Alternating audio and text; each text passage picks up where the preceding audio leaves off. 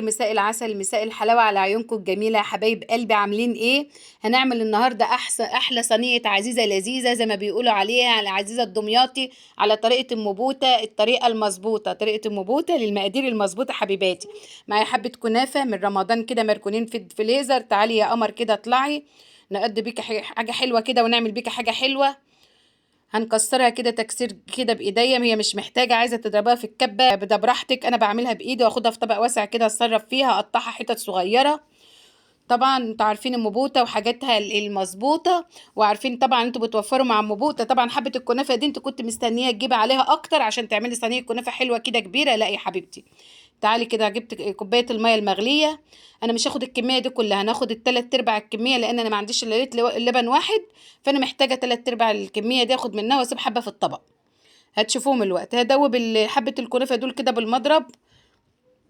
طبعا الكنافه اول ما بتنزل بتبقى عامله زي البتاع كده، العجينه في الميه، حطيتها في كوبايه الميه المغليه عملت عجينه. هي بقت زي العجينه يا جماعه اهوت، شايفين؟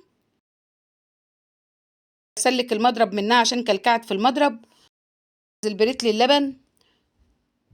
عندك بقى انت طبعا عندك حبه كنافه كتير وكنافه ولبن كتير، كتري يا حبيبتي، زودي على قد ما تقدري وربنا يفرجها عليك وعلينا.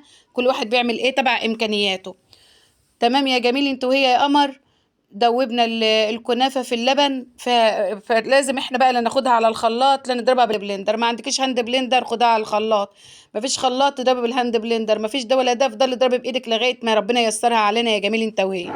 تمام، ضربناها بالهاند بلندر ضرب مربح. اضربي اضربي يا حبيبتي انت وهي ولا يهمك، ادي احنا بنضربها وخلاص، ومش هتقول اي ولا هتعيط.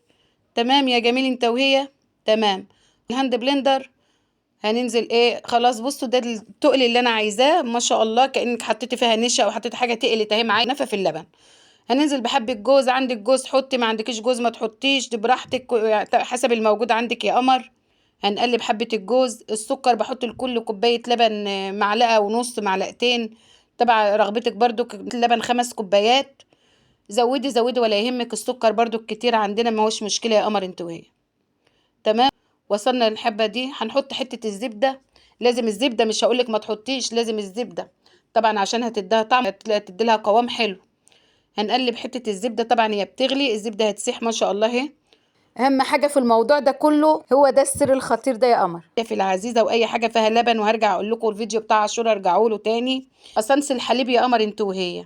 هتقولي لي بيمرر ما تحطيش كتير، هتقولي لي مش لاقيينه، ابقي خشي لي في الكومنتات وانا اقول لك منين. اهم حاجة اسانس الحليب يا قمر، ده اللي بيخلي العزيزه طالعه طعمها عزيزه. الرز ولبن طلع رز ولبن. هرجع اقول لكم تاني ان اسانس الحليب بيدي تيست عالي وبيعزز الطعم.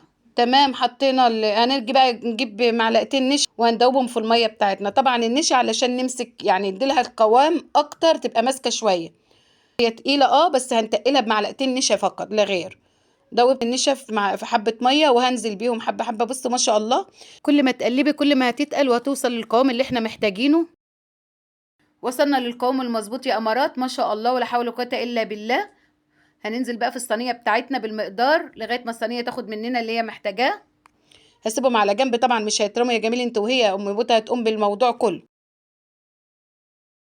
تمام يا قمر انت وهي، وصلت معايا لغايه كده. هاتي بقى حته زبده وتعالي بقى اما اقول لك هنحطها على وش الصينيه القمر دي كده، ونحطها عشان لما تخش الفرن كده تتكلم كلام في الفرن وتتحمر، وشها يطلع متحمر وتبقى جميله شبه العزيزه اللي بنجيبها من بره.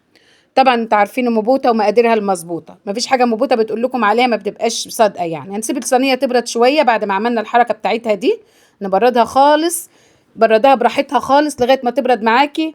بعد ما تبرد بصوا شدت ازاي ما شاء الله، وشها شد ازاي وشدت. هي كده بردت يا جماعه، وسبتها اكتر من ساعه. هدخلها الفرن يا جماعه على درجه 200 في الشوايه لمده 10 دقائق. طلعي يا ام بوته الصينيه، اتفرجوا يا جماعه على وش الصينيه، اتفرجوا. عزيزه دي ولا مش عزيزه يا امارات؟ عزيزه يا حلويات.